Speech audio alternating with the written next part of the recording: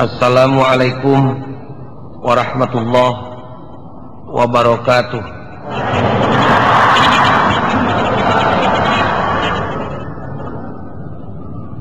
Innal hamdalillah usolli wa usallimu ala Rasulillah wa ala alihi wa sahbihi wa mawalah. Ashhadu an la ilaha illallah wahdahu la syarikalah wa ashhadu anna Muhammadan abduhu wa rasuluh. Ayyuhal hadirun ittaqullah haqqa tuqatih wa la tamutunna illa wa antum muslimun. A'udzu billahi minasy syaithanir rajim.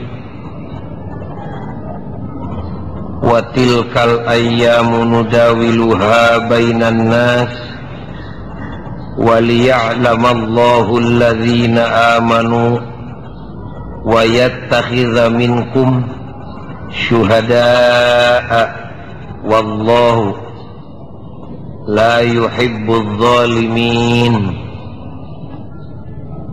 Nubiete surat Al-Imran ayat 140.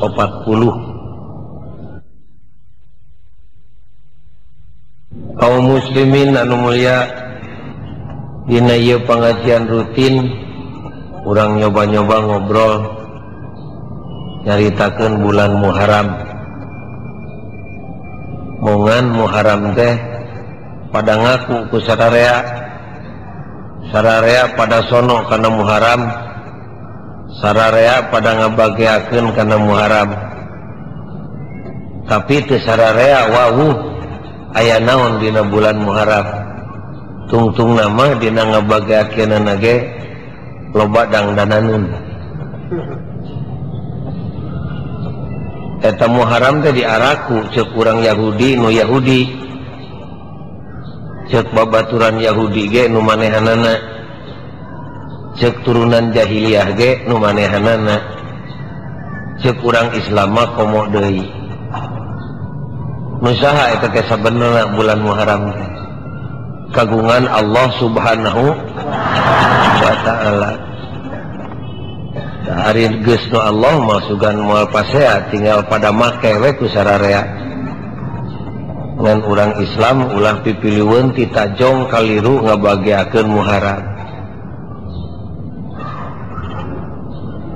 Kaum muslimin sadaya geus kitu da manusia teh tara anger di alam dunia teh. Sakapeung kaluhur, sakapeung kahanap, sakapeung untung, sakapeung rugi. Boh manusia nyorangan, boh babarengan, boh sanagri, boh saalam dunia, kitu we tama. Sakapeung untung, sakapeung rugi. Cara urang majalaya we ayeuna pan rata-rata keur rugi lin.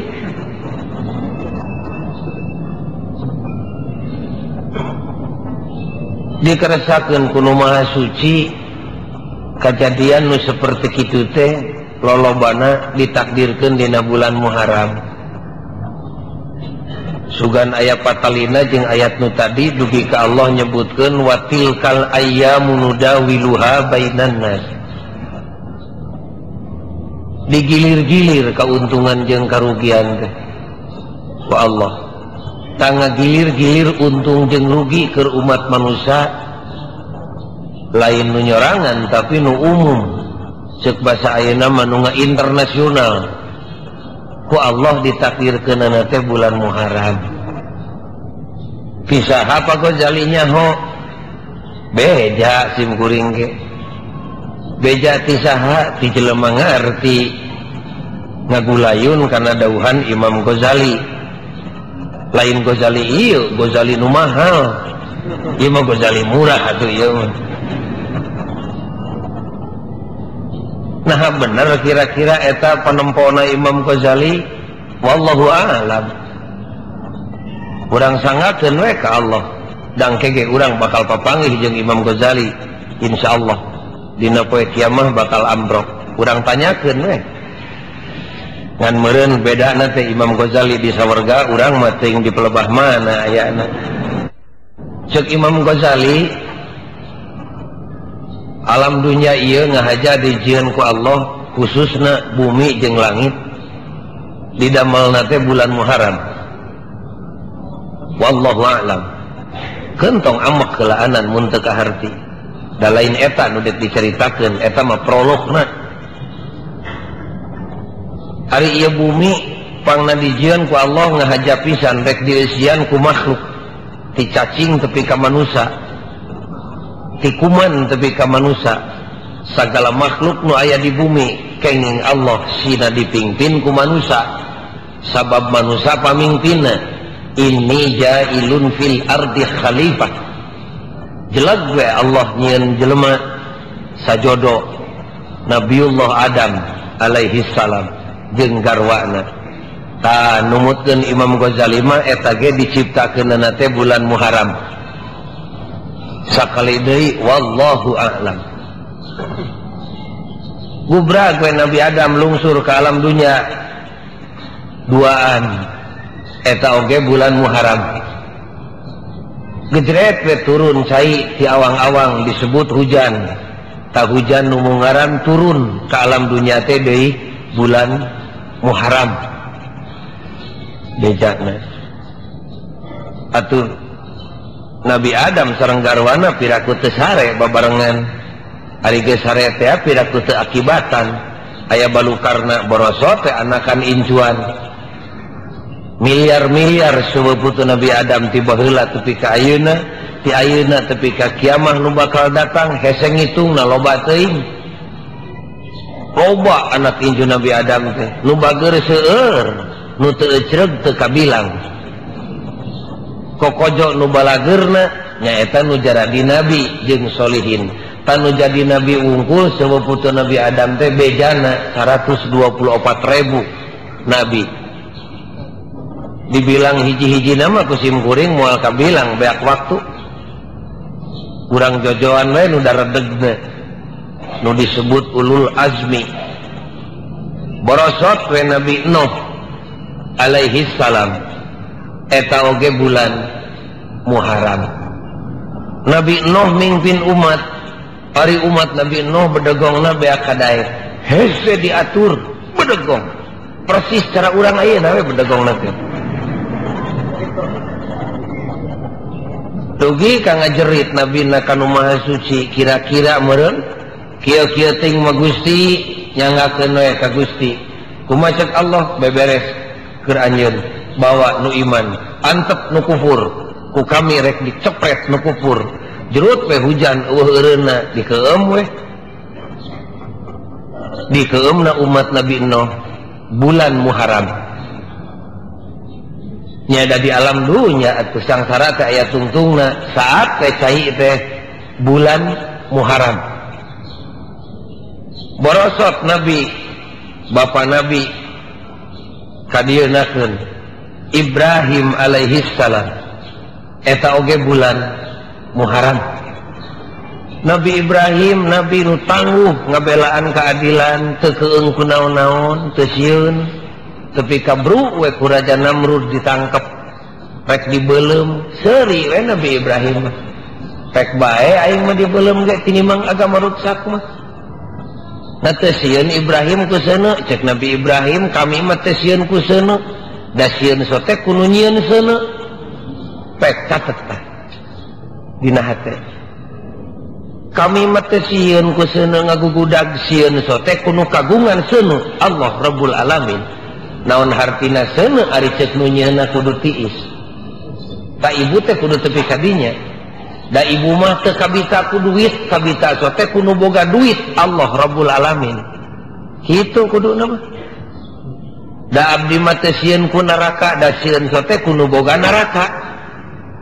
Kadituna kumaha ceuk ibu teh, da abdi mah teu cinta ka salaki, da cinta sote ka anu nyieun salaki. Ka Allah Rabbul Alamin dume cek Allah kudu ngaulaan salaki atuh mah enggak sagala ge keur salaki ka hartos henteu kakara cintana teh karena Allah lain karena duit. Tuh nya karasaeun ayeuna mah tadi mah molotot cenah Pak Ghazali bulak-balik kitu ngajina bapak ge ka pamajikan teh lain cinta ka maneh kami mah nyaah ka maneh teh dumeh cinta ka Allah. Allah nitah kudu nyaah ka maneh. Atau anak prok teh babarengan sare-sarena ge karana Allah. Lamun sare teu karana Allah, sonona teh keur ngora we geus meotan mambung bareng. Karena teh. Gajeleng we Ibrahim dialungkeun kana seuneu. Atuh dapan tentara Allah da moal diantep pasti dibelaan pan Allah janji in tansurullah yansurukum. Saha we memelaan agama kami cek Allah. Ulah keung kami memelaanana analung teh dikana seuneukeun harita keneh kontan kulna ya narukuni bardan wassalaman ala Ibrahim. Ngingkah we seuneu teh di jero tututung buuk salamar ari ngagugudak nama ngagugudak marukan Raja Namrud mah Nabi Ibrahim teh geus jadi areng. Padahal Nabi Ibrahim mah heheotan we. Lamun sok ngaheot teh mah dan Nabi Ibrahim mah tara kuat heot cara putra ibu tara. Pareum we seuneu teh eta oge terjadi dina bulan Muharram. Jadi nu amis nu pait kajadian teh dina bulan Muharram wae, nu galalede tapi lain nu leutik. Amis salamet Ibrahim Muharram, pait diduruk Ibrahim bulan Muharram, pait deui Nabi Nuh dikeum, amis Nabi Nuh salamet. Nu amis nu pait nu ngeunah nu teu ngeunah loba nu terjadi dina bulan Muharram. Borosot deui turunan Nabi Ibrahim datang Nabi Ayub alaihi salam dikeresakeun meunang musibat teu damang teu pati lila geuringna mangan 30 tahun bejana. Dalamun ini mangagantung maneh geuring sakitu. Ieu mah seuri we ka Allah tasbih. Akhirna mah jadi cager damangna Nabi Ayub dina bulan Muharram. Merosot Nabi kadienakeun Musa alaihi salam. Nabi Musa oge deui lahirna bulan Muharram. Gerawak we Nabi Musa diaku anak ku Firaun. Nabi Musa tentara Allah, Firaun tentara setan. Disaimahkeun, dikeresakeun eta tentara setan makanya ke tentara Allah da teu nyahoeun teh kapan bodohnya. Marukan udi kuku teh lain pimusuheun dititimang Firaun teh Nabi Musa teh dipikanya tapi we ka dewasa jerut we wahyu dilantik jadi nabi Allah jadi rasul Allah lawan teh bapak kukut maneh teh sabab tentara setan dilawan we ku Nabi Musa henteu dumeh kieu wah tir Gusti da bapak kukut abdi eta teh bareto mangmeulikeun es bonbon teu kapangarah pahakaneun ari salah masalah we dilawan. Garwe perang Nabi Musa jeung Firaun. Cek Allah Musa mundur tinggalkeun Mesir. Kamana Gusti jalana pan dikuriling ku laut. Laut nu kami maneh tentara kami tong keungkeun ku kami urang saatan lautna. Brai we dibelahkeun caina. Saat ke laut atuh lumpat ke Nabi Musa mah. Salamet Nabi Musa lumpat ke Mesir dina bulan Muharram. Firaun tuturut muning dumeh Nabi Musa lumpat kana laut saat deg-deg we Firaun jeung tentara ngudag kana laut nu saat teh cek Allah ta ayeuna pisan ku aing rek dipodaran rek caina dikeumkeun kejer we Firaun teh iraha bulan Muharram. Oh banyak Muharram teh nya kajadian para radag. Misalnya cek bapak teh pahingan kamari aya RT maut bulan Muharram leutik sama tong carita-carita ieu mah nu internasional nu dunya akhirat malah borosot we Nabi nu teu kagungan rama Isa alaihi salam Nabiullah Rasul Allah nu mulya Nabi Isa lahir bulan Muharram. Cek baraya urang nu agamana Nasrani cenah Nabi Isa teh lahirna tanggal 25 Desember. Terserah kumaha anjeunna we. Teu kudu pas ya ayeuna mah usum palalinter pan loba sarjana sejarah. tinggal koreh we ka tukang 1886 tahun ka tukang 25 Desember 1880 tahun ka tukang nah cocok jeung bulan Muharram atawa henteu loba sarjana sejarah buktikeun pek ngan keur urang Islam mah tong galidir deui Nabi Isa teh dilahirkeunana dina bulan Muharram borosot we Nabi anu paling akhir pamungkas panutup Rasulullah Muhammad sallallahu alaihi wasallam ta eta mah lahirna teu kabagian Muharram tah mah ku Allah dibedakeun tapi dina bulan Rabiul Awal kasohorna di Majalaya mah bulan Maulud walada yalidu lidatau wawal dan walidun mauludun merencek santri mah kitu sudah bulan Rabiul Awal teu kabagian Muharram Nabi panutup mah tapi dasar kitu meureun Muharram kudu marupakeun hiji rangkaian sejarah keur kaluhur jeung kahandapna jelema untung jeung rugina pamimpin umat Nabi akhir zaman ke kabagian we Muharram ngan lain lahir tapi hijrah anjeunana ninggalkeun tanah kalahiranana eta oge dina bulan Muharram kitu Muharram teh cag tepi ka pelebah zaman Nabi ngan sakitu kituna kajadian Muharram teh moal aya deui nu galalede nu amis jeung nu pait kadienakeun insyaallah loba insyaallah ngan urang we teu ngabandungan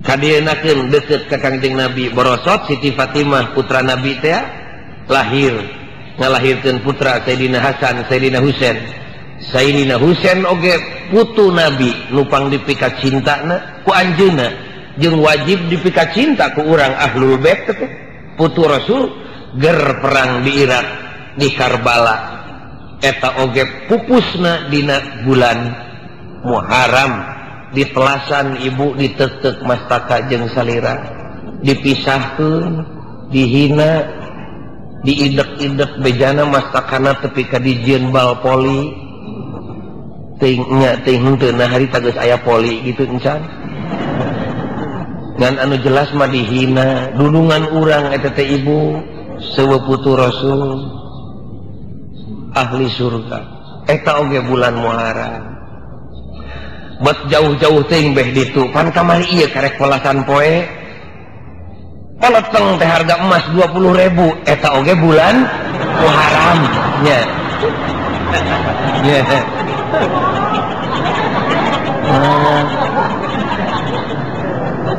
nyebutkeun harga emas teh keur basa urang dieu ari bahasa anu rada elit nama devaluasi anu sifatna internasional cucungik Yahudi ngamainkeun dolar trekel tepi ka sakitu ribu kejret salawat manusia di kolong langit diheureukeun ku bebengok Yahudi eta oge dina bulan Muharram da Yahudi nu ngaheureukeun duit teh urang mah katajong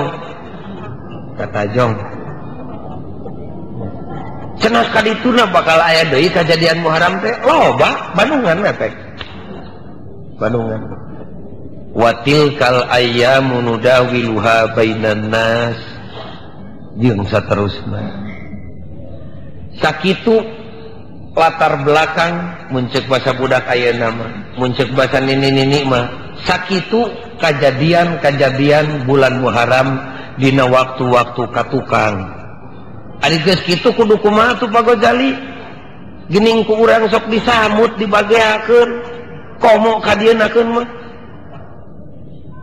nah aya naon eta teh nah kudu disamut kedah dibageakeun kudu disamut lain wajib mah ngan sae nah make sae nah aya ti dituna kapan Kangjeng Nabi kungsi nganjurkeun iraha Nabi nganjurkeunana ta idinan dek dongeng deui saeutik balanyeng we Nabi teh hijrah ka Madinah jeung para sahabat nu iman waktu harita teh karek diparentah ku Allah teh sahadat salat sakitu we can diparentah puasa can diparentah zakat can diparentah bunga haji sahadat salat paeh sawarga Aduh hanya kal teu harita hirupnya urang. Mun harita hirup mal pati loba ting pigaweun merenya. Sahadat, salat, paeh. Ayeuna mah sahadat, salat, puasa, zakat, munggah haji, panon we dilak kami toha 2 dilak we neraka ayeuna mah. Harita masa kitu we sahadat, salat. Waktu Nabi di Madinah teh harita anyar datang ti Mekah karek diparentah salat we. Sahadat mimitina, salat kaduana. Can aya naon-naon. Dugi ka Madinah kasampat urang Yahudi nyampat keur paruasa jeung anak incuna Abu Jahal urang jahiliyah. Ku Nabi ditanya lewat sahabatna, di cek sahabat ka Yahudi nya kitu meureun nyebutna. Naon sabab si laing make paruasa ya dina bulan Muharram? Yahudi ngajawab, nu mata kuring paruasa dina tanggal 10 bulan Muharram teh kuring teh syukuran ka Allah sabab Nabi kuring Musa alaihi salam disalametkeun ku Allah dina bulan Muharram. Itu cek Yahudi. Atuh belenyang we sahabat lapor ka Nabi, Gusti bejana mah geuning syukuran dumeh Nabi Musa salamet. Cek Nabi nakapi kumaha kitu Yahudi ka Musa. Maka jeung pipiluan kikituan segala rupa dan ngaku Nabi ge si eta mah hirupna teh siga Musa. Tara urang ayeuna pan ngaku Nabi teh ka Kangjeng Nabi, da laku mah pan teu pati siga li. Dina pelebah koret adi lanceuk jeung korun urang teh pan kitu nya. Dina pelebah bedegong bungsuna ti Abu Jahal. Ari ngaku dundungan ka Kangjeng Nabi, untung ku Nabi teu diusir ge jaga. Tah Yahudi harita ari ngaku Nabi ka Nabi Musa, tapi teu cara Nabi Musa. Tanganahna we eta mah. Pok pecek Nabi mun dek padeukeut-deukeut kami ka Musa dibandingkeun jeung Yahudi ka Musa deukeut keneh kami. Ditempo tina segi jabatan. Kami Nabi Allah, Musa Nabi Allah, ari Yahudi teu jadi santri-santri acan. Ditempo tina segi tugas, kami utusan Allah, Musa ge utusan Allah, ari Yahudi utusan keyop-keyop acan. Ditempo tina segi turunan, kami turunan Ibrahim, Musa ge turunan Ibrahim. Pok Nabi ka sahabat Musa nya nama pang alus-alusna kudu syukur ka Allah tina salametna Musa teh lain Yahudi tapi urang Islam kitu cek Nabi.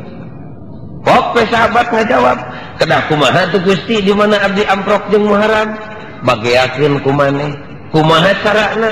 Pek paruasa wajib Gusti, lain alus sunat eta kalakuan kami. Ari Gusti bade puasa teu dititah ku maneh ge kami nu edekna ge ngan bisi maneh hayang turutan kami sunat ngaranna. Sabulan saminggu sapoe 10 poe, sabulan pek 15 poe heug 2 poe jig sapoe ge teu naon-naon masing teu puasa ge moal disiksa. Ngantong ngarep-ngarep dibere ganjaran tah hartosna. Dari jelema mapan ari dititah teh sok nanyakeun hade goreng nanya. Cek Nabi teh puasa mangga tapi dek naros sae puasa bulan Muharram teh Gusti jauh jaminan ti ajeunana. Afdhalus syam ba'da Ramadan syahrullahil Muharram. Terbaik kitu cek barudak sakola mah. Urang mah dan ini aki-aki pang alus-alusna puasa sabada Ramadan nyaeta puasa dina bulan Muharram. Tanggal sabaraha Gusti? Tanggal sabaraha we? Nupang sae teh jol saumu yaumin Asyura. Puasa dina Asyura bejana mah cek ahli basa mah eta teh tina kecap asaro. 10 puasa dina tanggal 10 cek Nabi. Kumaha cek sahabat moal disebut turut munding ka Yahudi sabodo teh teuing Yahudi keur Yahudi urang keur urang da si eta mah teu kitu ge kapan tukang tudang tuding sabodo da urang mah puasa tanggal 10 teh lain nurutan Yahudi, lain nurutan Yahudi. Saumu yaumin Asyura Sae Gusti cek sahabat puasa dina tanggal 10 teh ngawaler we Nabi yukaffiru sanatan madiyatan dihampura dosana satahun ka tukang biiznillah. Hanya kalian tunya kaum ibu makanya kamar itu puasa makanya lolobana heug Muharramna geus kaliwat. Puasa dina tanggal 10 bulan Muharram dihampura dosana satahun ka tukang. Loba geningnya pantoka sawargana ngan armung we dari awewe urang kota mah boro-boro puasa Muharram kitu teh mah kodo puasa urut palangan ge bareto can kungsi tamat teu ka kiwari teh di kota mah di kota duka di urang Majalaya mah duka ari ningali kiceupna mah kawasan rada leuwih rada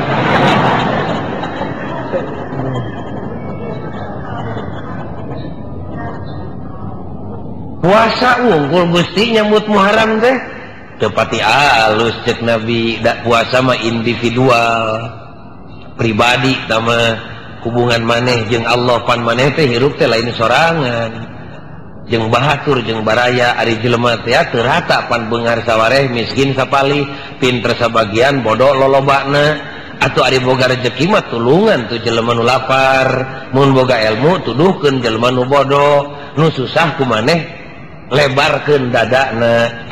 Sae Gusti lamun abdi sedekah dina bulan Muharram kumaha cek Nabi satahun ka hareup eta jelema moal papanggih jeung sangsara.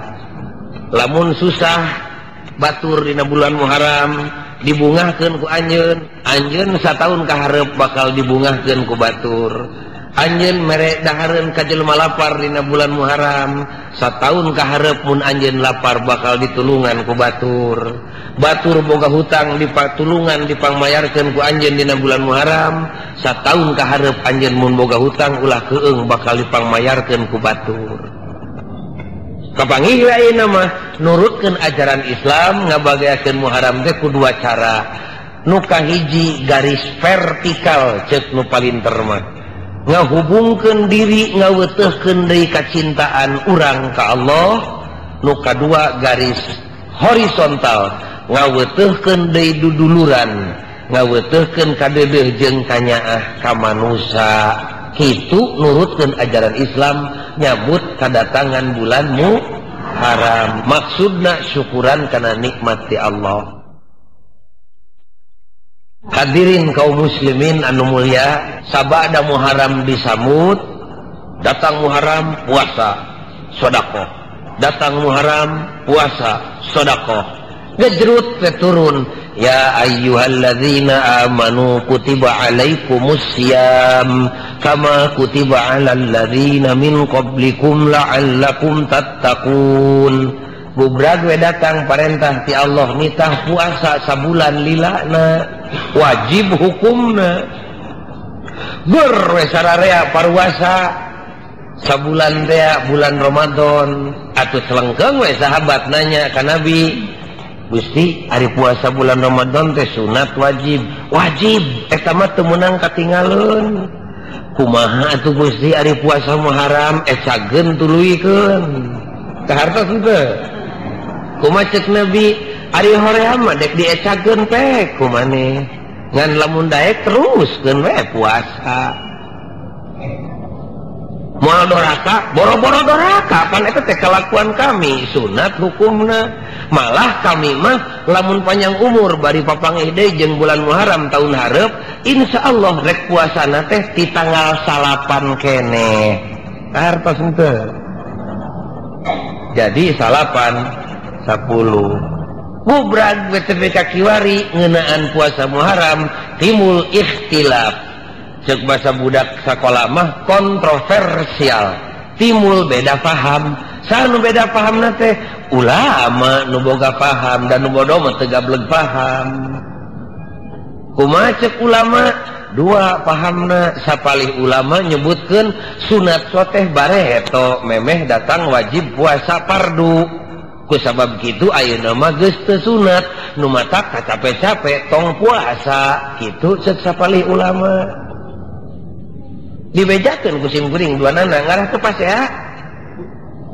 jol deui cek sebagian ulama sakali sunat mah tetep we sunat henteu sunat nama ke sunat mana hadis nu nyabutna kana puasa bareto da teu dicabut kitu cek sapalih ulama geuning eta nabi dek mimiti di tanggal 8 kusabab kitu ulama di Indonesia jadi dua pihak sapihak nyebutkeun puasa Muharram ayeuna mah geus teu sunat da geus aya puasa fardu sapalih ulama deui nyebutkeun sakali sunat mah tetep sunat da geuning Kangjeng Nabi harita da dawuh lamun panjang umur bulan nu hareup taun nu bakal datang di mana amprok jeung Muharram kami rek puasa di tanggal 8 keneh tepi ka tanggal 10 sunat hukum kaum muslimin anu mulia buki dieu buki jauh ti Nabi 300 tahun sabada Nabi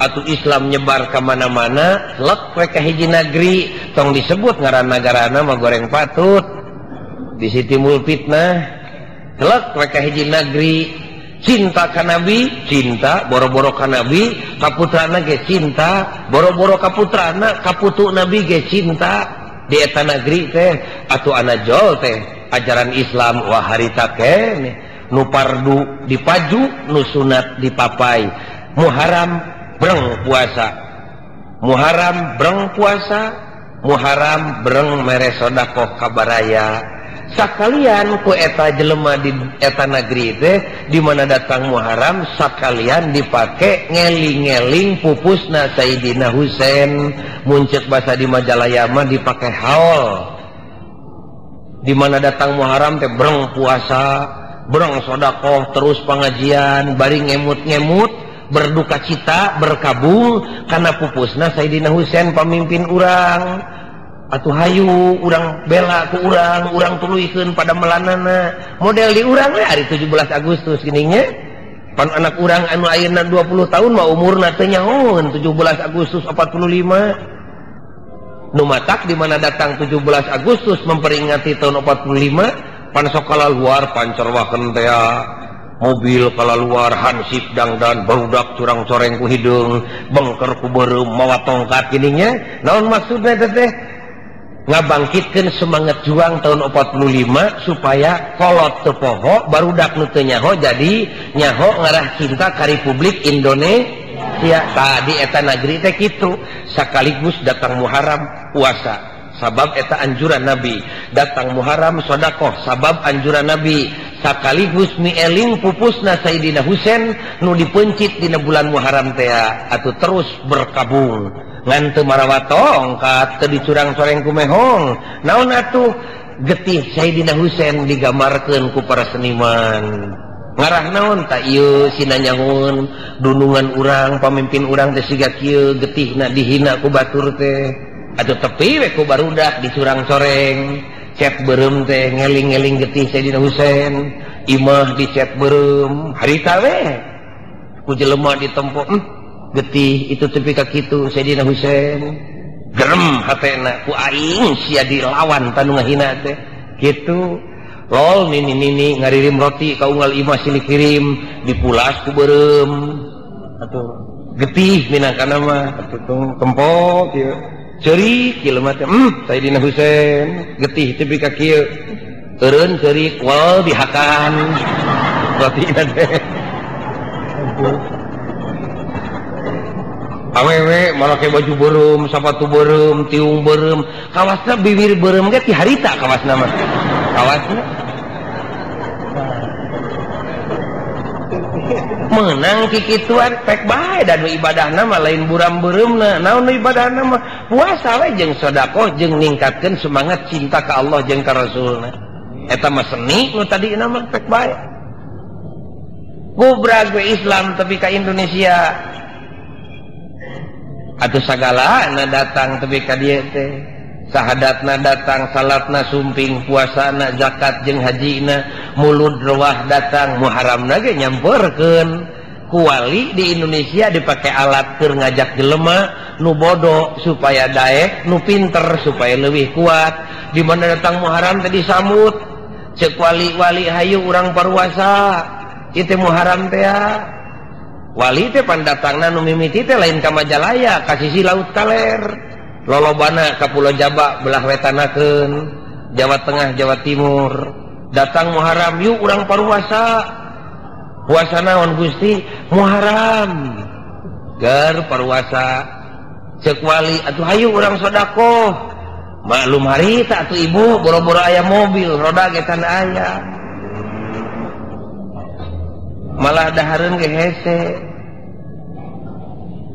datang Muharram usum beceklik nyampeurkeun atuh eueuh dahareun keur sodaqoh ieu ajengan aya ge biasa letter rakyat nyampeurkeun atuh malmahi da suguhunana ge sa RT kumaha cek ajenganana bubur gertak we di bubur atuh ngadahar bubur teh ada ari teh jeung deungeunna mah pahit kana bibir teh lain cek ajenganana teh cing atuh neangan deungeunna eueuh deungeunna liuk eueuh ragak teu aya atuh harita mah teu aya naon-naon lain cara ayeuna jelema teh kana asin geus teu beuki atuh cek nini ieu ajengan gaduh kacang kadele aya sangkir mah sangrai kumaha ngadaharna awurkeun takana bubur ngarah ulah hanyir teuing wur kadinya kurunyung deui nini mah teu gaduh naon-naon aya ge surawung ieu teh ajengan sugan tah surawungna uran surawung awurkeun kana bubur surawungan kurunyung nyampurkeun deui nini kumaha nini mah aya ge gaduh jeruk sabaraha tolomong hiji atuh da jelemana ge saer ka balmahi awurkeun atuh salamar sewang kana luhur bubur hur kadinya datang nu mawa roai sangrai awurkeun aya nu mawa teri sangrai dauh minyak karita mah awurkeun teri atuh rada lumayan di dahar teh asa sangu mangisan meureun ge ari geus dahar bet haseum kana letah teh cek walina cing atuh neangan cuci mulut waktu harita boro-boro apel boro-boro anggur boro-boro lapis legit cau ge eueuh ari lain cau kulutuk mah cek nini aya ge ieu nini gaduh gula ieu ajengan saganu hoyong kasebut sodaqoh Muharram cek wali dek di kumaha ari saganu atuh dihakan ke sararea abuskeun kana bubur teh abuskeun gejebur di kana buburkeun jadi we amis kudu dicampurkeun kabeh entong malmahi sabelah asin sabelah amis nu asinna minangka nyatuna nu amisna cuci mulut gining kan gining bisaan eta ajengan baheulanya bisaan atuh dibawa we bubur teh kuno puasa teu di dahar nini ti pakampungan cek injuna teh naon teh nini bubur nah bubur teh beus siga kitu bubur naon bubur suro sia dumeh cek wali teh saumu yaumin asyura ti Kangjeng Nabi teh puasa dina tanggal 10 atuh buburna tanggal 10 kita bubur naon ngarah gancang kuno bodoh bubur suro gujrud we suro tapi kalau ngiet Muharram mah di Jawa mah tepati galib nyebut bulan Muharram bulan suro malah nu paling terget tepati aya kaisin ari pidato mari kita sambut tanggal 1 suro gitu. Nah aya kitu tanggal 1 10 hariwang kadenge ku keuyeub urang Arab disensurikeun merenya mun aya patalina jeung basa Arab teuing ari eueuh patalina mah kumaha manehna we eta mah borosot teh jelema ngajuru dina bulan Muharram teu asa-asa disebut we Mbah Suro sudah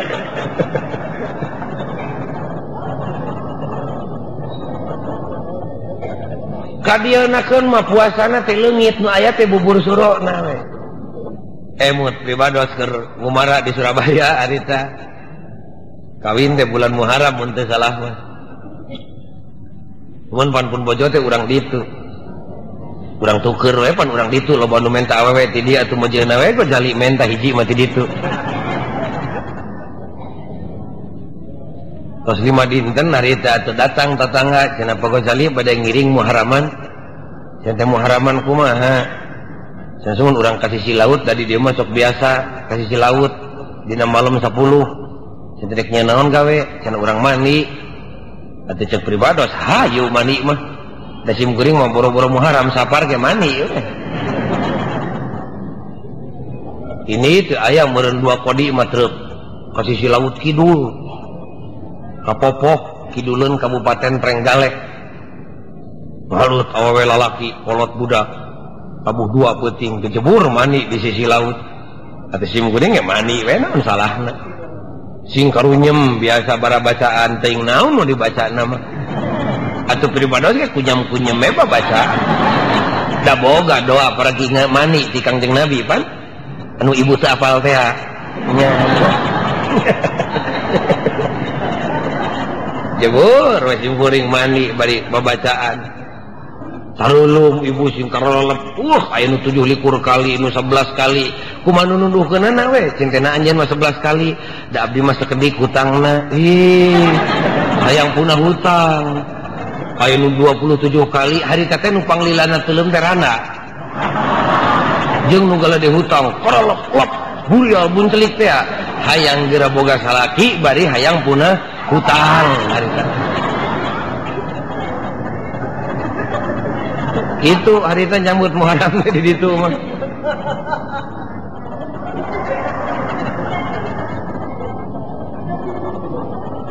wangsul pribados ka dieu ka Bandung atura abang bulan Muharram nu ngaririm ka Rorompok ngirim bubur teh bubur atuh jol nini kana pisin leutik segede kieu tah cekolot baheula mah kana patehan tina naonnya da kos bahasa Arab patehan mah kana patehan piring leutik pisin kana pisin bubur dirinya teh make daun cau ti handapna meureun daun cau baseuh atuh ditinyu ku bubur anu sakitu panasna siga godog timah da teu pika merengkel geuning daunna biasa aya roai hiji kacang kedele 3 gerentel ngan pedah ayeuna make abon aya 10 luk mah abon surawung hiji jeruk sanesa pasi jeruk teh sasiki gitu gerentel aya dalima hiji sagala persis siga utah ucing we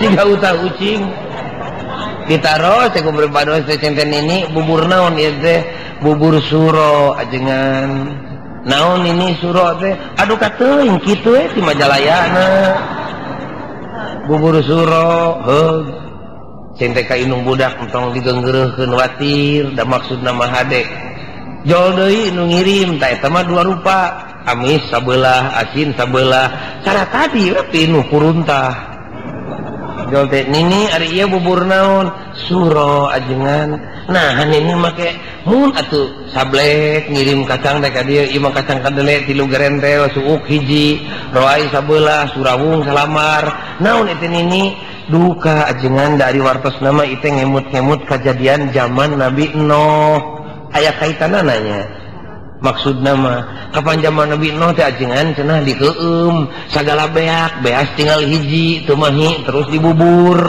kadele tinggal hiji surawung tinggal salamar ieu teh ngemut-ngemut zaman Nabi Nuh cek hate omeanun maksudna hade ngan geuning teu pati make ilmu jol deui saurang deui cinta naon ieu mah geuningan beureum sabelah bodas sabelah duh ka atuh da ari wartosna kapan jelema teh 2 Nabi Adam jeung Babu Hawa lalaki hiji awewe hiji tah eta teh nu bodasna lalakina nu beureumna awewena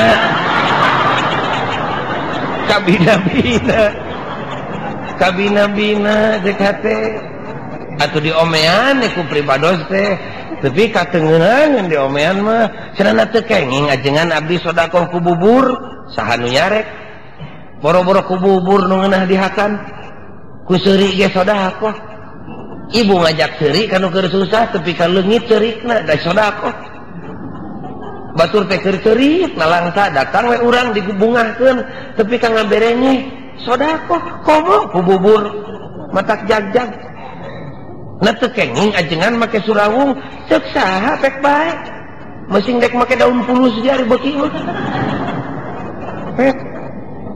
nah tekenging ajengan di amisan segala macam dek di beureumman boro-boro beureum dek hejo dek koneng dek biru bulau ge pek bae eta mah kasenian ngan sing kagungan emutan atuh da ieu mah usu modern bari sagala aya hayang ku bubur sedekah teh subuh hareupeun masjid tagogeun black 22 kodi mah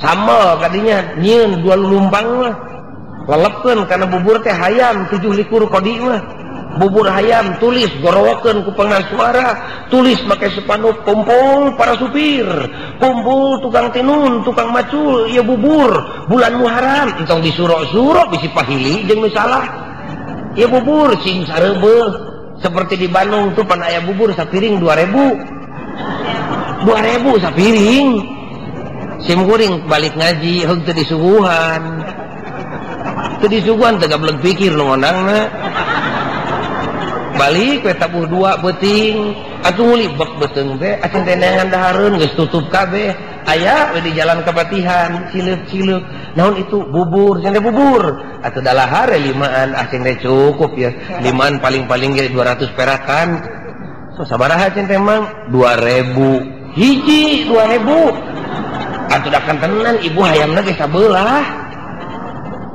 tah nyamut Muharram teh ku bubur nyieun bubur hayam sing gede malah ari keur nu beunghar mah goreng patut tong bubur parasmanan sing gede ieu mah korek teh anger we ti bareto biasa cangkir di bubur tapi ka kieu mah hayang ku bubur we bisi dituduh turunan korun ulah ganti keur nu teu boga ku bubur keur nu boga mah parasmanan malah keur boga jalima entong kejo duitkeun we hanya ka dieu ngarahampang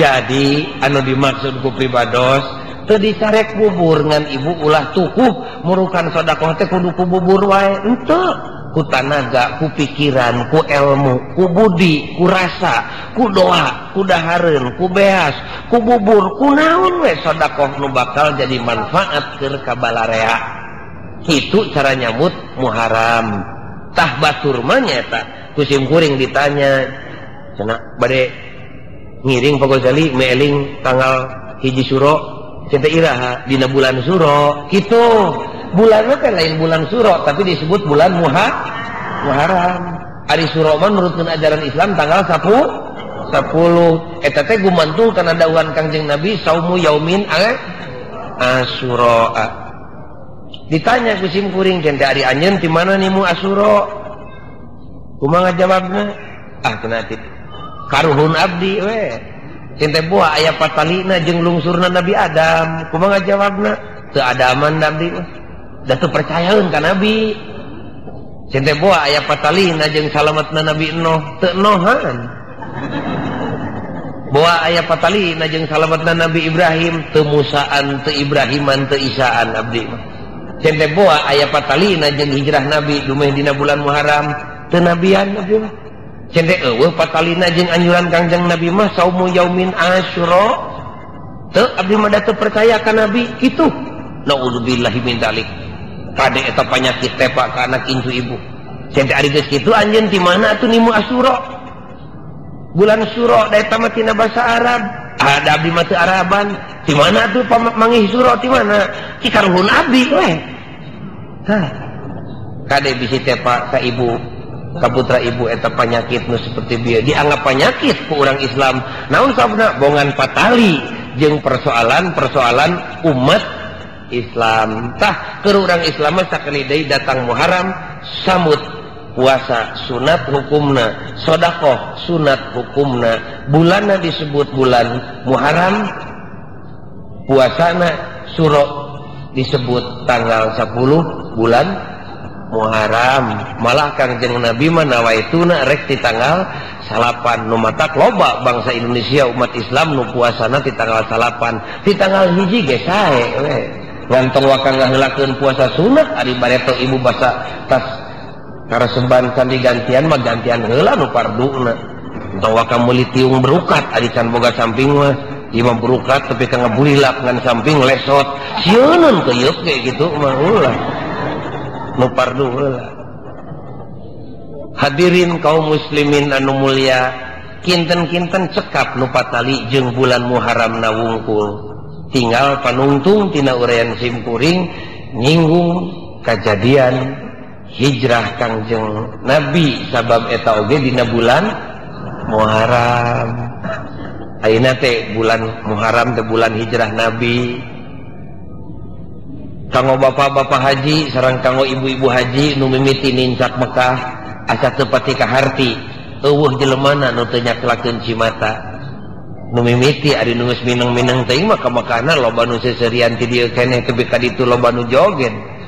Ieu mah nu anyar keneh karasa ret kana ati. Ras kasaha, ras kajungjunan ka Rasulullah. Ngaplak leumpang urang mah kana mobil bari make AC, bari mawa aqua, dahareun loba, masih keneh ngagurutu we capek teh. Rasulullah mah leumpang sabulan turun batu unggah batu bebelesekan dina keusik. Kekuat ku cimata teh lamun ibu iman mah ningali karek ningali padang pasirna ge. Naon teh Rasul kikituan teh hijrah dek naon melaan kedudukan anjeunna lain melaan Islam. Melaan Islam da dek pupus ge Nabi mah nu dititip-titip teh da lain anak lain pamajikan. Lain sawah lain kebon korma. Titip teh naon ummati ummati ummati. Nabi urang mah panu dititipkeun teh ta eta sawah nu huluwetan keur nu cikal, ta eta anu tengahna keur adina, anu katiluna kotakan ta eta keur pamajikan nomor hiji, ta nu buntarna ta eta mah keur pamajikan nu can kapanggih ku sararea. Kitu urang mah. Nabi mah ummati ummati. Urang mah ayeuna sim kuring we ceuk batur mah kiai. Duh lupat nyawa ngumpul-ngumpul rezeki teh sieun anak teu nyatu. Gusti soledat eta oge sanyana mah nangarekeun naon ka Allah. Anak bapak teh anak ibu anak lojali teh ditanggung ku Allah. Peteun rezeki teh ngantong ka bina-bina teuing da anak urang ge ditanggung ku nu bogana. Nabi mah naon ummati ummati. Tah hijrahna ka Madinah teh Nabi teh melaan umat supaya teu dijongklok kana kajahilan. Karena kebodohan modalna naon lain duit lain fakultas lain modalna teh tawakal ala Allah dumeh ku Allah dititah ini panjang teuing nyaritakeun hijrah nama lamun Nabi hijrah ka umat Islam di Indonesia ayeuna wajib hijrah yuk urang hijrah ngan lain ti Majalaya ka Madinah lain ti Majalaya ka Lembang lain ti Lembang ka Jogja hijrah urang ayeuna mah ceuk santri urang hijrah tina laku nu teu hade kana laku nu hade tina gaya berpikir nu salah kana gaya berpikir nu sae urang hijrah tina sok hudang tabuh 7 isuk-isuk urang hijrah kana hudang tabuh 4:30 subuh urang hijrah tina koret kana bager urang hijrah tina goreng sungut nyaritakeun ka gorengan batur urang hijrah kana nyaritakeun kahadean batur ibu urang eureunan nyaritakeun ka gorengan batur ngahalangan doa ibu mal didenge doana 40 poe istaghaltum bi uyubi ikhwanikum wala tarawna uyuba anfusikum. Nah yuk urang hijrah nupang pentingna hijrah pemikiran tina gaya pemikiran lama karena gaya pemikiran baru urang teh geus kaentepan ku pemikiran lama teu anak urang desa teu urang kota malah anak kiai ge jeung santri ayeuna mah geus mungeun jadi ahli waris Kangjeng Nabi mung terus terang mung masantren mung namarukan masantren dek naon dek nyitak pi ulama ari ulama ahli waris Kangjeng Nabi mungeun jelema ayeuna mah mungeun saha nu mungna ti ibuna jeung ti ramana ibu rama nu mana urang aku mumpung di masjid bari keur ngaji urang da ibu mah rela zaman kiwari nyoplokeun kongkorong keur nyakolakeun anak pasrah ngarempageun galeng anak rek ujian kop bae sia beak galeng naon cing sababna boga harapan dina ati namun anak aing jadi sarjana piraku teu gablek mobil mun boga mobil aingnya baka Bandung moal nyawa bemo kitu ceuk pikirna anak jelek teh jadi boro-boro boga mobil nyatu ge hantem nurut ka indung laknat ti Allah da indungna salah niat yuk urang pindahkeun na ulah sakola pagojali lain urang hijrah tina gaya pikiran nu tadi. Urang teh boga pikiran lamun teu sakola mal nyatu sia pan kitu. Da loba jelema nu amek mun anakna teu sakola. Nah sia teh dek di mana nyatu ari teu sakola kitu. Yuk urang pindahkeun gaya pemikiran nu salah seperti tadi. Kamana tuh bagi-bagi boga putra nah bagi-bagi. Sawareh sina jadi sarjana, sawareh sina jadi ulama.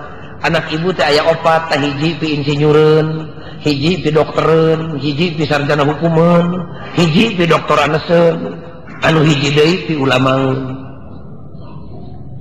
Bareto musim kuring tahun 50 kali itu da santri teh payu pisan teh pada mesen teh di pesantren teh.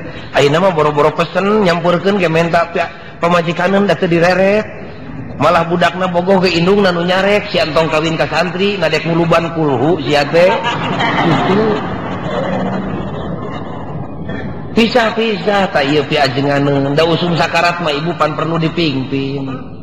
Nu dimaksud ku sim kuring hijrah, urang hijrah tina cara berpikir nu teu islami, kana pikiran nu islami, tina mikir musyrik urang kana mikir tauhid, tina mikir kufur urang mikir kana syukur, tina koret kana bager, tina kedul kana daekan. Hadirin kaum muslimin anu mulia, urang sim kuring muga-muga aya manfaatna. Nu benerna eta tina agama, nu kaliruna tina kakalirunan sim kuring sorangan. Moga-moga urang sing dihujanan ku karidhoan Allah. Yuk urang adu ajeng sim kuring sing ikhlas tuturkeun sing menang ridho Allah ya.